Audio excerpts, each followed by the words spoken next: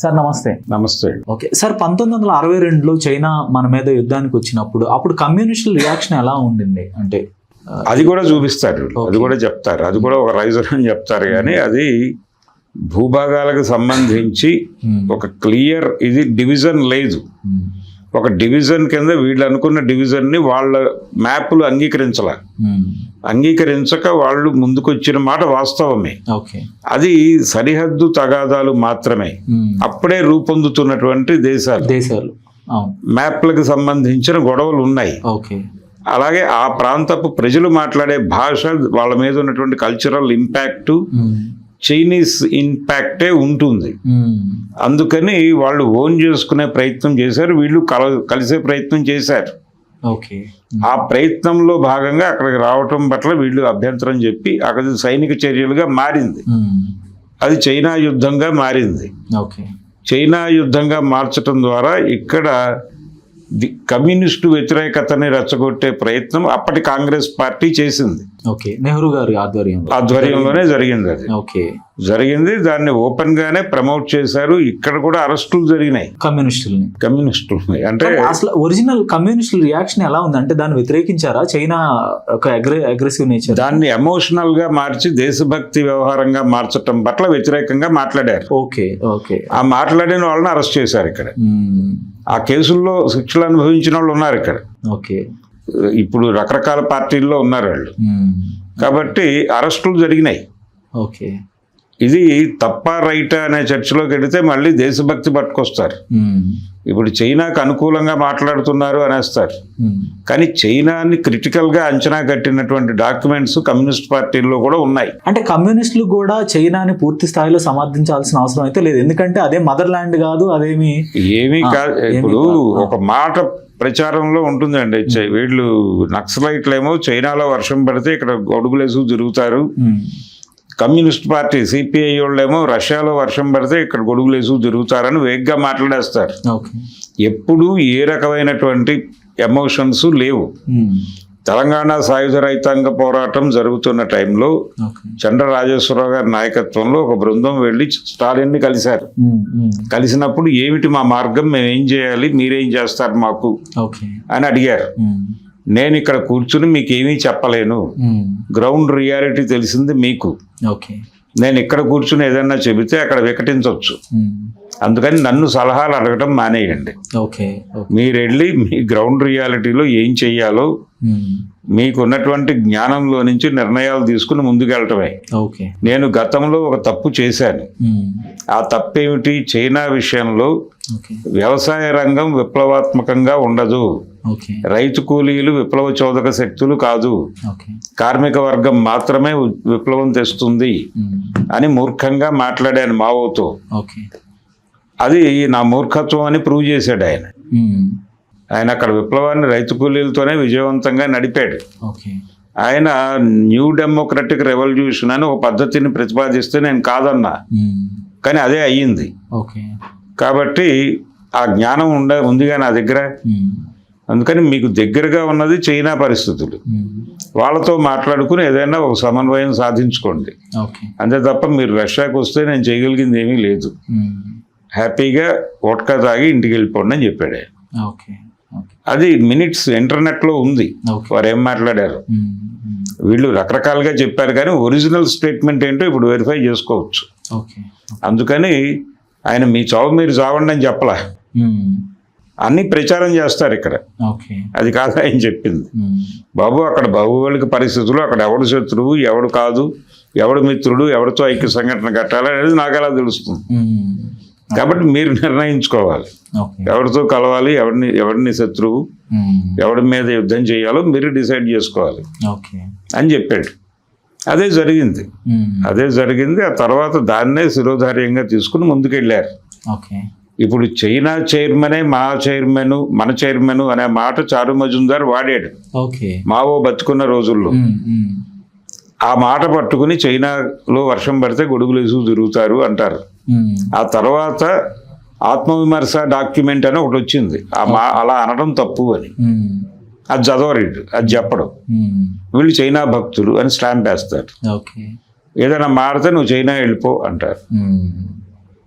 ఇవన్నీ వాళ్ళ దగ్గర ఉన్నటువంటి అది దేశం ఏదో వాళ్ళదిగా వాళ్ళు మాత్రమే దేశభక్తుల్లాగా. సార్ ఒక స్ట్రైట్ క్వశ్చన్, ఒక మతం తాలూకా దేశభక్తి ఈ దేశంలో ఉన్న మిగిలిన సమూహాల దేశభక్తికి వాళ్ళ మనుగడకి ప్రాణాంతకంగా మారే పరిస్థితి తీసుకొస్తున్నారు వీళ్ళు. సార్ ఒక స్ట్రైట్ క్వశ్చన్, కమ్యూనిస్టులకైనా ఎవరికైనా కూడా ప్రప్రథమంగా ఒక సాటి మనిషి బాగున్నాడా లేదా అనేది ప్రధాన అంశంగా ఉండాలంటారా, లేదంటే ఓవరాల్ గా ఒక దేశం దిశగా ఆలోచించాలంటారా? దేశం అనేది మాట్లాడటమే దుర్మార్గం అండి. దేశము ప్రపంచము ఇవి కాదు. ఓకే, మీరు ఉన్న ప్రాంతంలో మీరు నివసిస్తున్నటువంటి మీ పొరుగున నివసిస్తున్నవాడు బాగున్నాడా, ఓకే, వాడు బాగుపడటానికి ఏం చేయాలి, అక్కడ లోకల్ గా వాడిని ఇబ్బంది పెడుతున్న అంశాలు ఏమిటి, ఇదే కులం ఇంకో చోట వేధింపులకు గురవుతూ ఉండొచ్చు గాక, కానీ ఇక్కడ దోపిడీ చేస్తోంది వాడే కాబట్టి వాడితోనే యుద్ధం ఉంటుంది.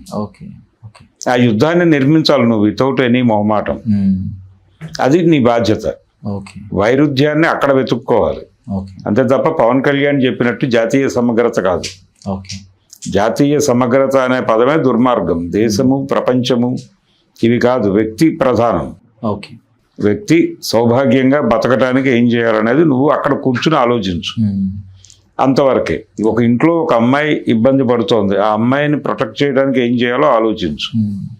అంతకు మించి వేరే సిద్ధాంతం చెప్పద్దు. గురజాడ అప్పారావు గారు కూడా చెప్పారు కదా, దేశం అంటే మనుషులో అన్నాడు ఆయన. దేశం అంటే ఒక అభూత కల్పనతో మనం నిర్మించుకునే ఒక ఇమాజినరీ. గుడిపాటి వెంకటాచలం గారు ఉన్న మాటలతోనే చూస్తుంటే ఈ కొత్త మాటలు ఎందుకు అన్నాడు. ఏది భారత మాత ఈ మాటలు చెప్తుంటే ఉన్న మాతకే గౌరవం ఇవ్వం మనం. ఇంట్లో ఉన్న తల్లికి గౌరవం ఇవ్వం కానీ, కట్టుకున్న పెళ్ళానికి గౌరవం ఇవ్వం కానీ, ఏదో బయట ఎవడో మాత అన్నాడని చెప్పి ఎమోషనలైజ్ అయిపోతే ఎలాగా అన్నాడు ఆయన. సార్ భారత మాత కూడా ఎక్కడా కూడా మన పురాణాల్లో లేదు, మన వేదాల్లో లేదు, అంటే హిందూ స్క్రిప్చర్స్ లో కూడా ఎక్కడా మనకు కనపడదు. అయినా దానికి ఒక పవిత్రతను ఆపాదించుకుంటున్నారు. దాని వెనకాల ఒక భారీ కుట్ర ఉంది. అంటే ఈ దేశంలో ఉన్న అన్ని సమూహాలని ఒక చోట కట్టేయటం. గుజరాతీ దోపిడీకి ఈ దేశంలో ఉన్న అన్ని ప్రాంతాల వాళ్ళని కట్టేయటం కోసం భారత మాత అంటారు వీళ్ళు. ఎందుకంటున్నానంటే ఆ మాట భారత మాత అని ఎప్పుడైతే అన్నారో దేశంలో ఉన్న వాళ్ళందరూ ఆవిడ పిల్లలు అవుతారు. నేను ఈ దేశంలో ఉండనండి, నాకు ఇక్కడ ఇప్పుడు గో బ్యాక్ మార్వాడి అంటాడు ఒక ఆయన. మా వ్యాపారాలన్నీ వీళ్ళు హస్తగతం చేసుకున్నారు, అక్కడ నుంచి వచ్చేసి ఇక్కడ కంగాళీ చేసేస్తున్నారు, వీళ్ళందరూ బయటికి వెళ్ళిపోవాలి, మా ప్రాంతం బాగుండాలి, మా వ్యాపారాలు మా చేతిలో ఉండాలి, మా జీవితాలు మా చేతిలో ఉండాలి, వీళ్ళందరూ వలసలు రావడం వలన ఇక్కడ మా కూలీ రేట్లు పడిపోతున్నాయి, గో బ్యాక్ అన్నారు అనుకోండి, వీడు ప్రాంతీయవాది అవుతాడు. తల్లి పాలు తాగి రొమ్ము గుద్దిన కొడుకు అవుతాడు వీడు. ఒక తోటి భారతీయుడు నీతో పాటు బతకటానికి నువ్వు అకామిడేట్ చేయవా? ఏమిటి పరిస్థితి, ఏమిటి దుర్మార్గం? మా దేశంలోనే శత్రువుగా మారుతావా నువ్వు అని ఒక వివాదాన్ని రేపి వీడిని ఉగ్రవాదిగా ముద్రేసి చంపేస్తారు. కానీ ప్రయోజనం పొందుతోంది వాళ్ళు, ఇక్కడ నష్టపోతోంది వీడు. నష్టపోయేవాడికి నేను నష్టం పొందుతున్నానని మాట్లాడే స్వేచ్ఛ లేకుండా చేయటం కోసం ఈ భారత మాత అనే రూపం. అందుకని దోపిడీకి దోహదపడేటువంటి రూపం అది. ఆ పేరు చెప్పి దేశాన్ని దోచుకు తినేస్తాడు గ్రాంటెడ్ గా. అందుకని అర్జెంటుగా భారత మాత అనే పదాన్ని తీసి అవతల పారేయాలి. భారత మాత అనే ఆవిడతో మనకి ప్రమేయం లేదు. ఈ ప్రతి ఒక్కడికి తల్లి ఉంది, ఆ తల్లిని గౌరవించుకుంటే చాలు. భారత మాత అని ఒక విచిత్రమైన రూపానికి దండం పెట్టి మోకరెళ్లాల్సిన అవసరం ఎంత మాత్రమూ లేదు. అంటే ఆ మాతని కొంత డిపిక్షన్ కూడా చేస్తున్నారు, అంటే ఆవిడకి ఒక చీర కట్టి కిరీటం పెట్టి చేతిలో. ఇవన్నీ డ్రామాలండి, జనాల్ని ఎమోషనలైజ్ చేయడం కోసం ఆడుతున్న డ్రామా తప్ప ఏమీ కాదు. తెలంగాణ మాత కూడా ఒకళ్ళకి ఇద్దరు వచ్చేసారు ఇప్పుడు. తెలంగాణ మాతలు కూడా వస్తారు. తెలుగు తల్లి ఉంది కదా, తెలుగు తల్లి ఉంది, తెలంగాణ పిన్ని గారు ఉన్నారు, ఇలా 100 పెట్టచ్చు. రేపు పొద్దున బ్రాహ్మణ మాత, క్షత్రియ మాత వీళ్ళు వచ్చిన ఆశ్చర్యం లేదు, అంతం లేదు, ఇంకా అంతం లేదు. ఏ కులానికి ఆ మాత ఉంటుంది, లేకపోతే ఆ పిత ఉంటాడు. జాతి పిత అని గాంధీ గారిని ఎవరు అనలేదు కదా, ఆయనే అనుకున్నాడు. ఇప్పుడు ప్రతిదానికి నువ్వు రియాక్ట్ అవుతున్నావు, నువ్వేమన్నా ఫాదర్ ఆఫ్ ది నేషనా అని శ్రీపాద అమృతుడాంగే అన్న మాట పట్టుకుని నిజమే అని నిర్ధారించి ఆయన్ని జాతిపితం చేశారు. కాబట్టి అలా అలా ఒక జాతిపిత ఉన్నాడు.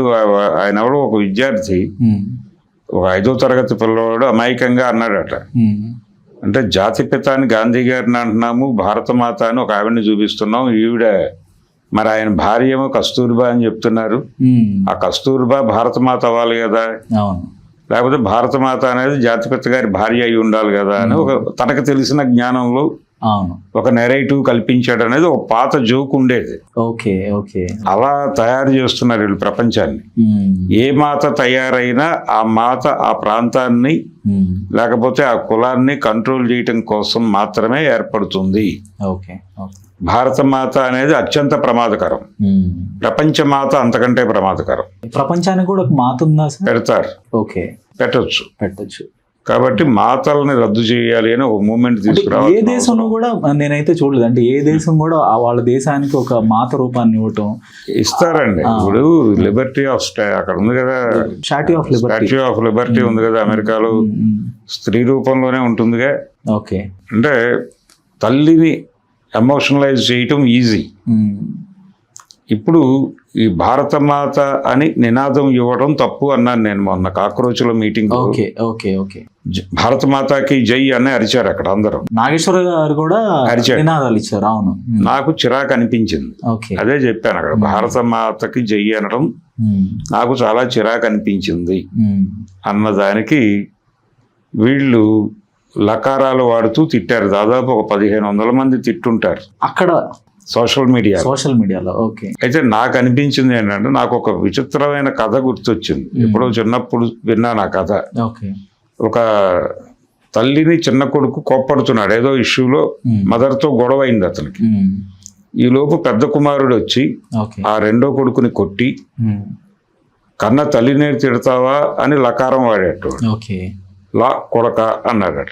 వెంటనే ఆ తల్లి కుప్పకూలి, వారు తిట్టిన దానికంటే కూడా నువ్వు సమర్థించిన దానికి నాకు ఏడుపు వస్తుంది, నువ్వు దయచేసి సమర్థించుకు వెళ్ళిపోయి ఇక్కడి నుంచి.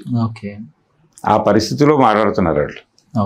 అంటే ఎవరో తెలియని తల్లిని ప్రొటెక్ట్ చేసుకునే క్రమంలో ఫిజికల్ గా ఉన్న తల్లులందరినీ బూతులు తిడుతున్నారు వీళ్ళు. సాటి మనుషులను తిడుతున్నాము. అదే ఇది ప్రమాదకరం. అవును.